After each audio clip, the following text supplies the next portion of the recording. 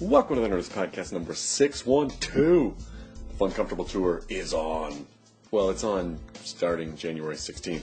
I'm doing, I think, 16 dates so far, and a lot of cities. Second shows have been added in cities like Chicago and Boston and Seattle and Portland.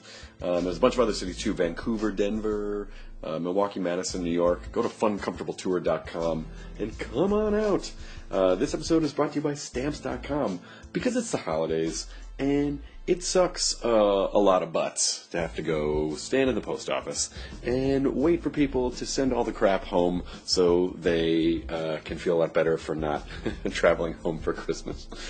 Which means they're going to have more stuff because that's a lot of love they got to buy. So don't wait at the post office. Stamps.com will print out the exact postage you need for any letter or package, and then your mail carrier will pick it up. Also, don't forget to give your mail carrier something nice and snazzy for Christmas, or whatever holiday you choose to support this time of year, or just because. Let's say you don't like holidays. Just do it because you're a nice person.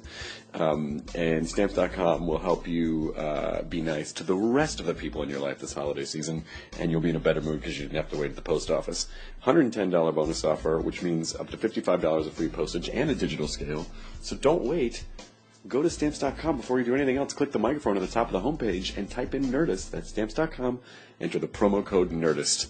This episode was incredibly special for me because it's Henry Winkler, and I mean, you know, not just the Fonz, but Night Shift was a movie that was very, very, very much a part of my young comedy development, and I adore this man, and I'd always heard he was one of the nicest people that you could ever hope to meet, and I can confirm to you that he is. We showed up to his house. He gave us cake. He introduced us to his family. He told us some amazing stories. He shared some wisdom. He's so warm.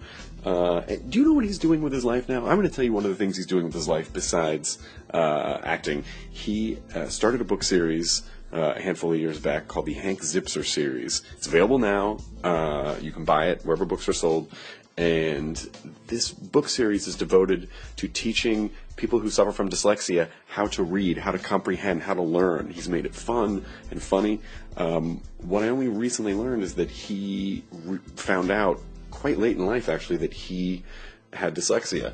And so now it's his life's mission to make sure that no one feels ashamed and that people learn in a fun way how to read who happen to have dyslexia. So I mean, this guy is just like, you just want to like wrap him up and just put him in your home and be like, please just hug me, Henry Winkler. I wouldn't recommend that you do that. That's technically kidnapping, but spiritually you might want to do that. But on Twitter, you should throw him some tweet hugs. His Twitter handle is HWinkler, the number 4, and then real. And here we go. And there's podcast number. Oh! And it was my birthday party that night, and there was a very special birthday thing that happened in this podcast. And when I'm thinking about it, still kind of melts my brain. So here we go. Nerdist podcast number 612 with Mr. Henry Winkler. Now entering Nerdist.com.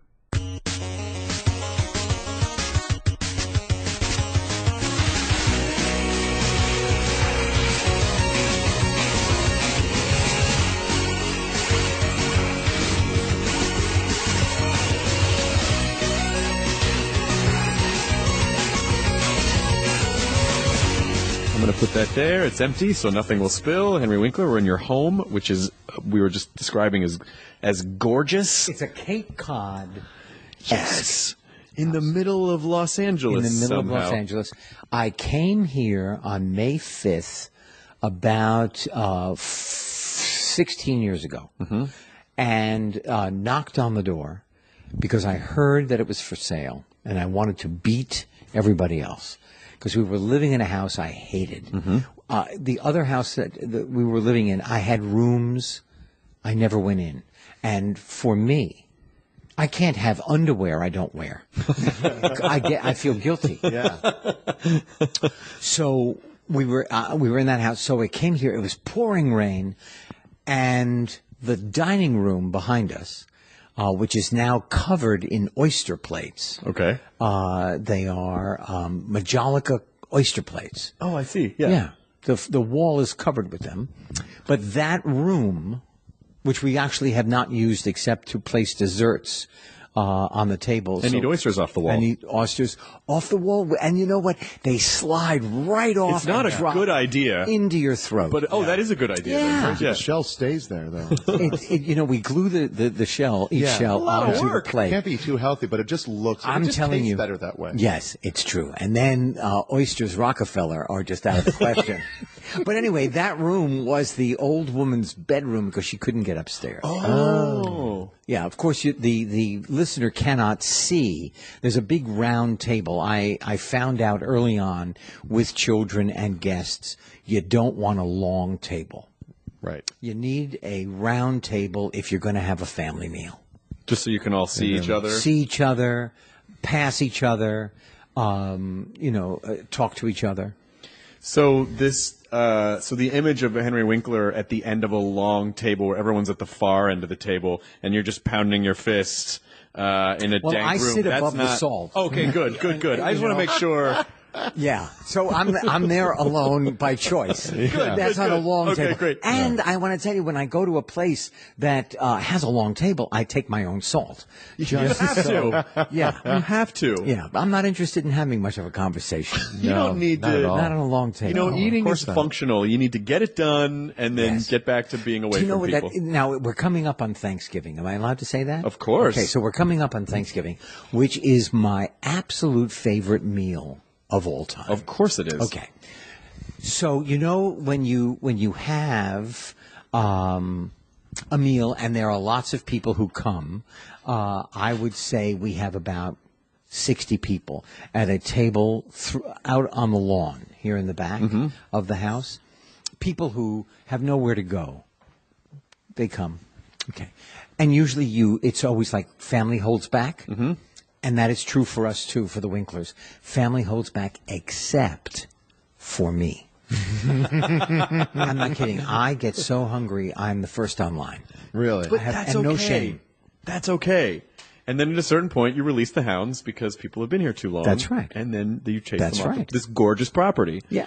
And as they're running by, they're like, "Your trees are beautiful." Like as they run into the streets. of Let's Los get Angeles. that. That's right.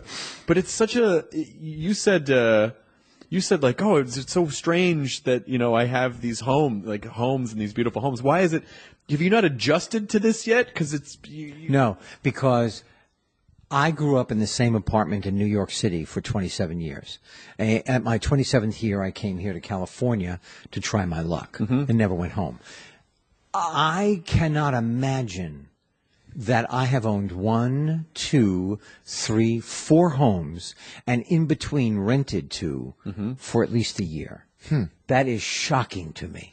It's funny that this idea that you have of yourself, I mean you in the grand sense, but that people have of themselves is this idea of them as a kid, where it's still sort of, no matter how, where your life goes, it's still like, oh yeah, but this is weird because I'm that guy. You and know how what? should It's I- true, though. It's like, there's a very famous, I think it's in Nashville. I think it's the Peabody Hotel. Memphis. Memphis, Where I'm from. okay. So in the Peabody Hotel, so like at 10 o'clock in the morning, the elevator comes down, it opens, mother duck comes out. The baby ducks follow the mother duck into the fountain in the middle of the hotel.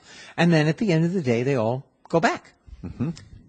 We are imprinted very young on what our experience is, and you never quite get over that. Yeah. And so was very it true. strange for you to start succeeding so much?